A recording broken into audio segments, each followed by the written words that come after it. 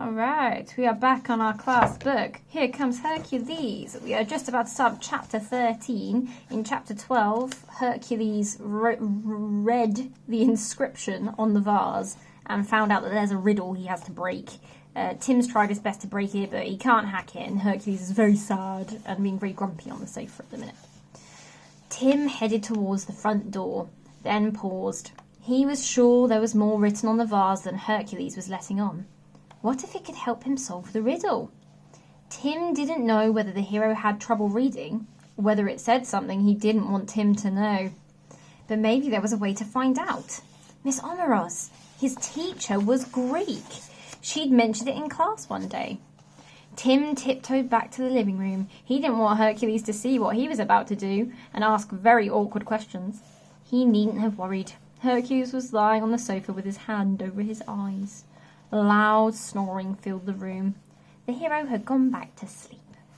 Grabbing the vase by its handles, Tim hefted it off the mantelpiece.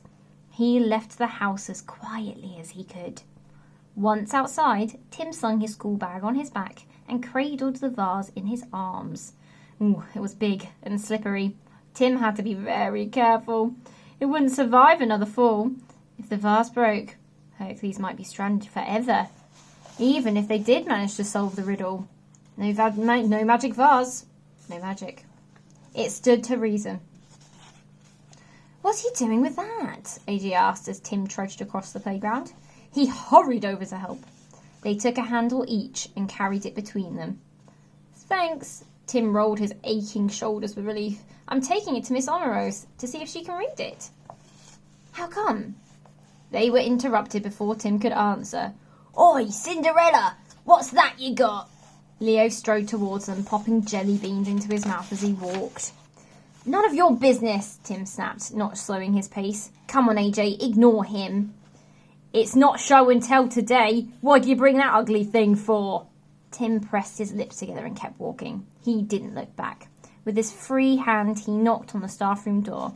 Miss Omeros opened it, a mug of coffee in hand. Miss, Tim panted, hoisting the vase up. Can I show you something? The teacher let out a low whistle. Oh my, an amphora! She put her mug down before plucking the vase delicately from Tim and AJ's hands. The ancient Greeks used them to store wine and oil. Did you know that? Tim shrugged. He knew for a fact they also used them to store heroes, but decided not to mention that. Do you know how old it is? The teacher asked. Don't know exactly. Very old. It broke though and I had to glue it back together. Can you read what it says? Tim showed her the writing on the back. Mum said it's Greek. Frowning, Miss Omeros ran her red nails over the letters. Tim held his breath. What would it say? Finally, after what felt like ages, the teacher shook her head.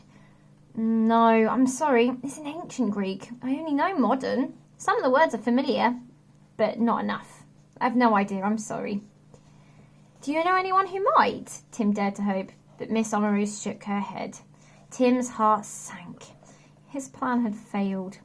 He was no further forward. The riddle was still unsolved. He left the vase in the staff room for safekeeping and then went to class. He hoped Hercules wouldn't notice the vase was missing and come to school to investigate. There was no sign of the hero all day, however. In a way, that was worse. Tim hoped Hercules wasn't feeling too upset. After the home time bell rang, Tim went to the staff room to collect the vase. He went alone. AJ had cricket practice straight after school and couldn't help. Tim gripped the vase with both arms and headed for home. It seemed to grow heavier with each step. Sweat dripped off his face and he had to stop to rest several times. It was like carrying a large, fat baby in his arms, a grouchy, slippery baby that kept trying to slide from his grip. Nearly there. I can do it, Tim muttered as he turned the corner onto his street. Then he froze. Waiting in front of his house, swinging on the gate, was Leo. The rusty hinges creaked in protest, setting a neighbour's dog barking. Tim had thought Leo wouldn't dare turn up again, not after being flattened by Hercules last time. What did the bully want? Shouldn't you be at home? Tim asked, trying to play it cool. Your parents will be worried. To Tim's surprise, Leo's face flushed bright red. Don't talk about my parents. He kicked the gate with a scuffed shoe. Just shut your face. All right, Tim said. He had no idea what that was about. He tried to edge past the bully. Whatever, I've got to go in now. Not until you show me what you've got, Leo said, his voice fierce. Tim tightened his grip. It's just an old vase, nothing special. Yeah, then give it to me. Leo jerked forward and snatched the vase out of Tim's arms. Hey, give it back! Not until you tell me what you did before. You knocked me down without touching me. How'd you do it? I didn't. Tim lunged for the vase, but missed. It was the wind. Tell me or I'm going to drop it. Leo lifted the vase up high, too high for Tim to reach. All right. Tim's mouth felt dry. He had to say something. Couldn't let Leo destroy Hercules' only chance to go home. I didn't do anything. It was my hero. Leo rolled his eyes. Not that hero stuff again. Prove it. Go on. If he's real, I want to see him. Leo tossed the vase in the air. Tim's breath jammed in his throat. He didn't exhale again until Leo caught it. Put it down, please. Call your hero, Cinderella, or I'll drop it. Tim had no choice. He darted past Leo and unlocked the front door. Hercules! He shouted down the hallway. Hercules, come quick, I need help. Tim and Leo stood breathing heavily, eyes fixed on the doorways, watching, waiting. Nothing happened. Hercules did not come. Ooh, I'll have to leave it there for today. Spooky ending. What happened next?